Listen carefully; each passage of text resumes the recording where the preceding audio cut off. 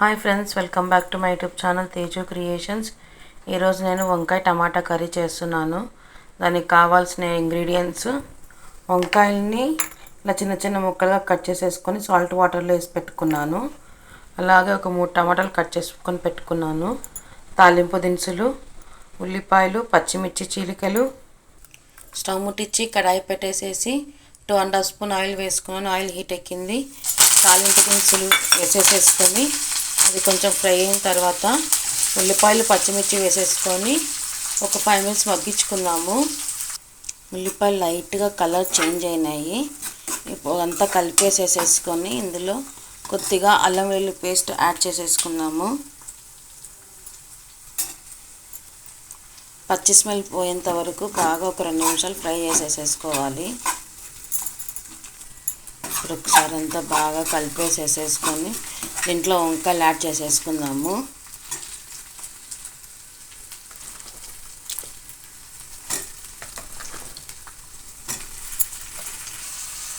పసుపు, సాల్ట్ మీ టేస్ట్కి సరిపడా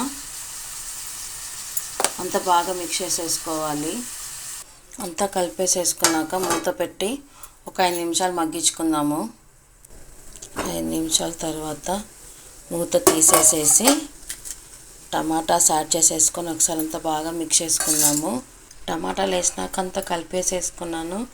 మూత పెట్టేసేసి టమాటా సాఫ్ట్ అయ్యేంత వరకు ఒక 15 నిమిషాలు మగ్గించుకుందాము. ఒకసారి మూత తీసి చూద్దాము. వంకాయ టమాటాలు బాగా మగ్గిపోయినాయి. ఒక్కసారి అంతా బాగా మిక్స్ చేసేసుకొని ఇప్పుడు ఇందులో కారం యాడ్ చేసేసుకుందాము. 1.5 స్పూన్ కారం వేసుకుంటున్నాను. పించ్ ఆఫ్ గరం మసాలా వేసేసుకొని అంతా మిక్స్ చేసుకుందాం. అంతా మిక్స్ చేసుకున్నాక నేను ఇక్కడ ఒక 1/2 గ్లాస్ వాటర్ యాడ్ చేసేసుకొని వాటర్ యాడ్ చేసుకున్నాక అంతా మిక్స్ చేసుకున్నాను. మూత పెట్టి ఒక 2 నిమిషాలు మగ్గించుకుందాము. మూత తీసేసేసి ఫైనల్గా కొత్తిమీర వేసేసుకొని అంతా మిక్స్ చేసుకుందాము. అంతా కలిపేసేసుకున్నాను. స్టవ్ ఆపేసి సర్వింగ్ బౌల్లో తీసేసుకుందాం. అంతే, వంకాయ టమాటా కర్రీ రెడీ అన్నమాట.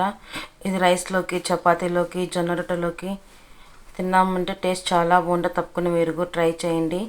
Please do like, share and subscribe to Teju creations. Thanks for watching. Bye.